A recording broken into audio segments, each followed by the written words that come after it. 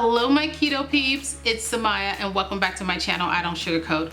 Today I'm going to show you guys how to make a keto pumpkin spice cake. So let's get started.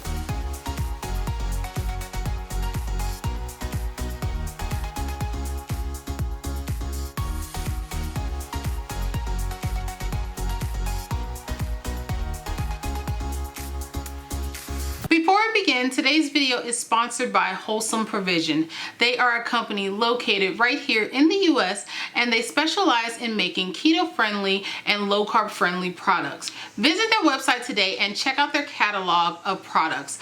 I'm certain there is something on there that you will all love.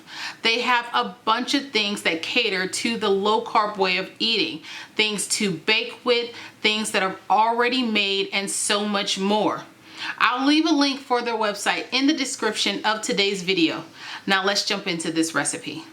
Okay, so to get started, I hope you guys can't hear my lawn guy showed up today of all days. I don't know why he showed up today and just started cutting the grass. So I hope you can't hear that in my microphone. So hopefully I'll be able to get through this segment of the video without much interference from my gardener outside. Okay, so let's start off by adding 50 grams of some Lupin Flour. Okay, to my Lupin Flour, I'm going to be adding 80 grams of some wheat protein isolate, and that is the 8,000 version. You can use the 5,500, but it has more protein, so keep that in mind. Next, I'm going to be adding in 50 grams of some oat fiber, and to that, I'm going to be adding in 52 grams of some coconut flour. I'm going to be adding in 20 grams of some vital wheat gluten, 8 grams of baking powder. I have 1.5 teaspoons of some baking soda, a 1/2 teaspoon of salt, and a 1/2 teaspoon of some ascorbic acid. And I just put the ascorbic acid in there as a preservative. If you don't have it or don't want to add it, you don't have to. Now for the spices, we're going to be adding in 3 teaspoons of some cinnamon, a 1/4 teaspoon of some nutmeg, and 2.5 teaspoons of some pumpkin spice. Now I'm going to give this a quick whisk. To our bowl, we're going to be adding 1 can of some pumpkin puree. And you want to make sure that the can you get is pumpkin puree and not the pumpkin mix for making pumpkin pie. To that, we're going to be adding 1/2 cup of some yogurt. Or you can do sour cream if you don't have any low carb yogurt. I like to use the Too Good yogurt. Now I'm going to be adding in 1/2 cup of some oil. This is avocado oil, but you can do like coconut oil or any kind of oil that you prefer.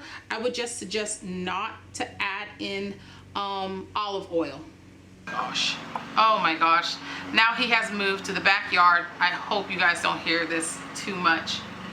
I'm going to try to hurry up and get this done. Okay, now I'm going to be adding in 1 cup of some brown Swerve.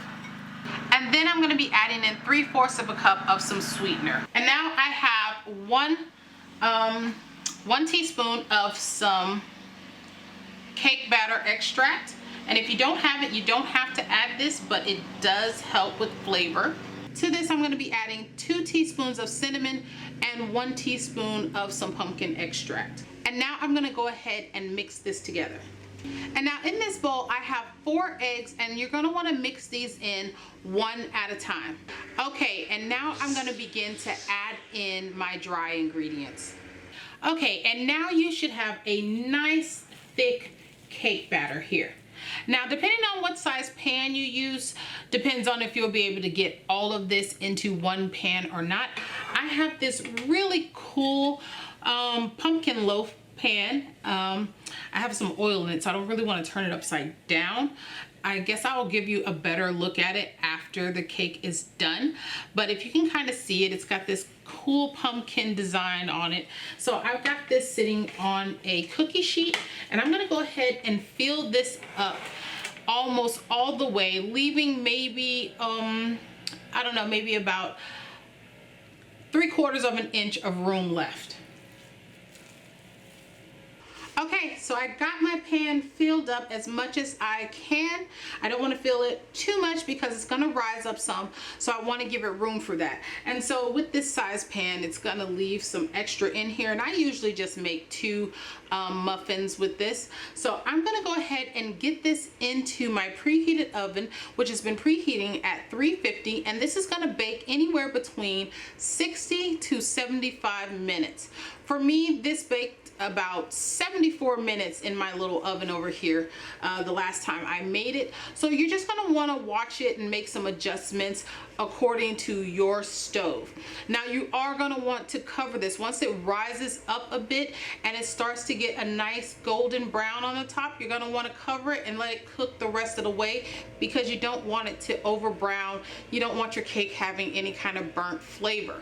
So I'm going to go ahead and put this in and let it bake, and then we will come back and I will show you what we have. Look at this, you guys. My cake is out of the oven and it is so cute. I just love that pan. It does such a wonderful job of baking this cake and making it so cute and stylish. I just absolutely love it. Now, I did have to add an extra 10 minutes to the bake time this time around. So instead of baking for 75, it baked for 85 minutes. So you're just going to want to make sure that you're checking it with a toothpick in the center to make sure that it's coming out clean before you take it out of the oven. Now my cake is still kind of warm, but as you guys can see, I have already changed my clothes. I am in my bed clothes. I'm super tired. I've been doing videos for 12 hours now, so I'm ready to wrap this up and get this done. So even though my cake is still warm, I'm going to go ahead and cut into this now, so that way I can show you guys what we've got. And you know what? I think this time around, I'm going to sprinkle this with a little bit of some powdered sweetener. Okay, so I'm just going to give this a light dusting with some powdered sweetener.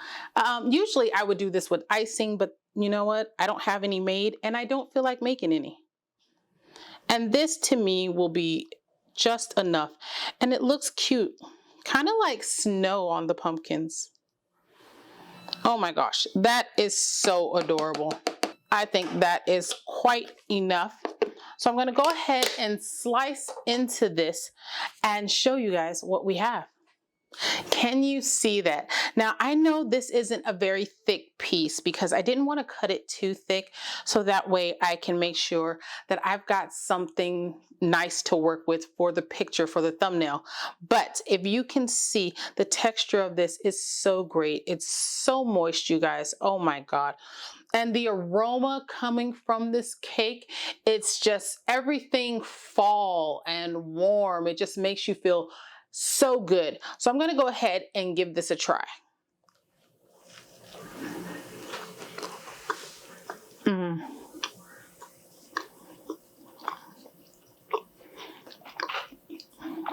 It's like I captured the essence of fall in this cake. I'm so serious.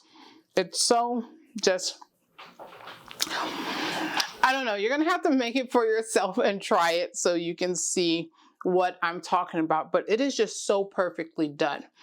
I have no complaints about this. And even that little sprinkle of sweetener really just makes the cake pop. So I would say you can do this with both, a sprinkle of sweetener on top or make a little icing to go on top. Either way, it's going to be amazing. Oh my goodness.